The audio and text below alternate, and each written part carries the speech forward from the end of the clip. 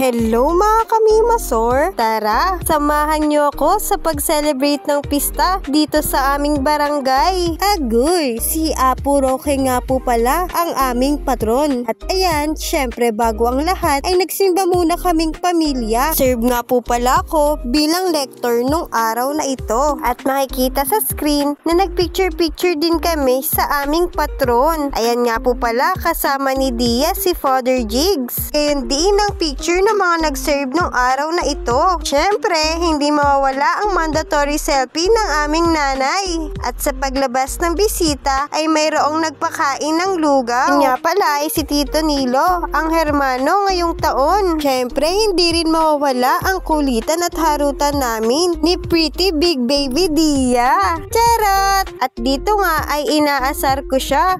Kaya ganyan ang kanyang mukha. Nang kaming mag-asaran, magkulitan, pero mahal na mahal ko ang batang iyan. Baka nang yarn. Fast forward mga kamimasor, umahon naman kami sa proper para makapanood ng prosesyon. At ito na nga ang ganap dito sa video. Syempre, may barada para mas maramdaman ang pista. At eto na nga mga kamimasor, ipaparinig ko sa inyo ang kanilang tugtog. Kita sa video ang paggaway ni Kuya Lon at ni Konsehal Mervin. Ganon din ang pila ng mga sakristan. Kasunod na rin ang pila ng sangguniang barangay. At kitang-kita sa video ang paggaway ni Kagawad Vic at Kagawad Danny. Baka ang dad yan ng Barangay San Roque. At tuwang-tuwa pa nga ako sa video dahil grabe ang suporta nila sa pagbablog ko. Thank you po. At ayan nga, hawak ni Kuya Poton ang patron ng barangay. Sumunod sa pila ang patron ng mga taga-Tinaad.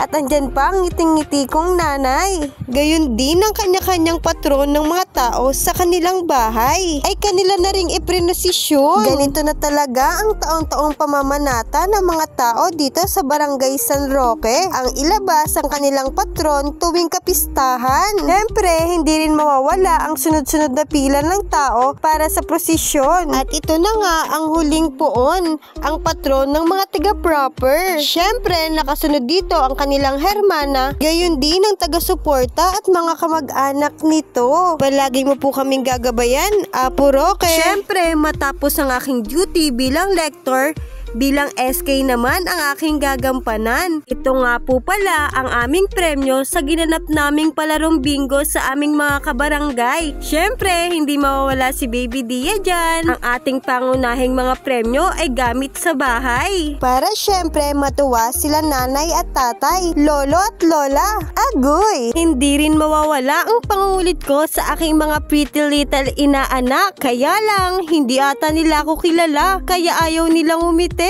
Agoy! Shout out sa mga inaanak kong magaganda.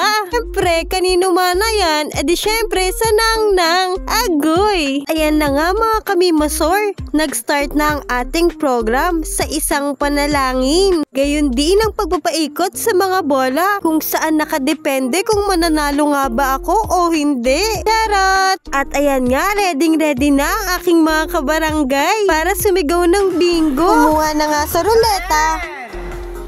At grabing energy ni Adrian sa pagbanggit ng numero. Siyempre, hindi mawawala ang highlights ng mga ka-SK ko na mukha ng pagod pero masaya pa rin sa paglilingkod. Wow, Raimi! Malungkot na ang itsura ng aking pamangkin. Hindi kasi siya manalo-nalo. Ganon din ata ang aking nanay. Nahihilo na sa pagtatantos. Kaya naman, SK Queen is ready to rescue. Ako na ang pinagtantos ng aking nanay. No choice naman ako.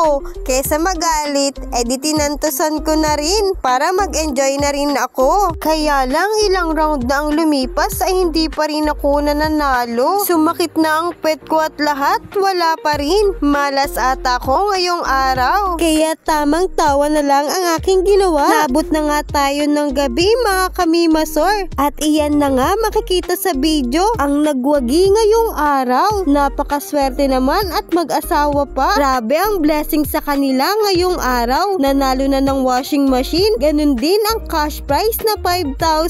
Sana all. Agoy! Aga, bida na ilang 1, 2, 3. 1, 2,